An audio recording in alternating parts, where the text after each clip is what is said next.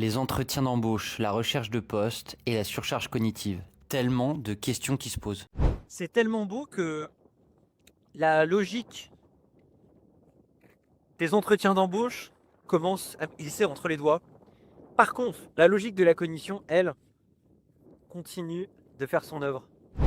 Et là, je suis un peu plus intuitif. Ce que je vous dirais, c'est très souvent, quand on est en recherche de poste, eh bien, il y a une forme de pression qui s'exerce sur nous. C'est-à-dire, si vous êtes en poste, probablement que vous dites oui, mais bon, désolé, oui, et puis je sais pas vraiment si je peux changer parce que le marché ceci, etc.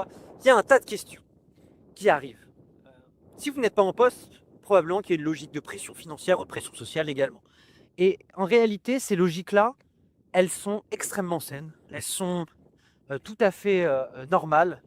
euh, et le jeu, très souvent, ce n'est pas forcément euh, de chercher à les cacher, de chercher à s'enfermer dans ces logiques, c'est plutôt de chercher à les retraduire positivement, de chercher à les traduire en actions concrètes, de chercher à se dire tiens, oui, je vais pas passer 8 heures sur ma recherche aujourd'hui, mais en fait, peut-être que je peux juste me dire tiens, 20 minutes.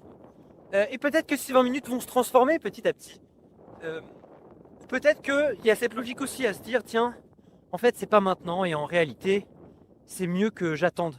C'est mieux que j'attende parce que je sens que intérieurement, j'ai encore une distance à prendre.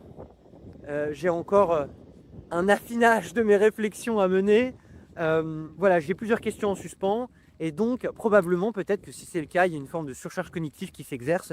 Et à ce moment-là, ça peut être vraiment beaucoup plus intéressant, effectivement, de prendre un certain temps. J'espère que cette vidéo plus intuitive vous aura parlé. Et évidemment, abonnez-vous pour plus de conseils.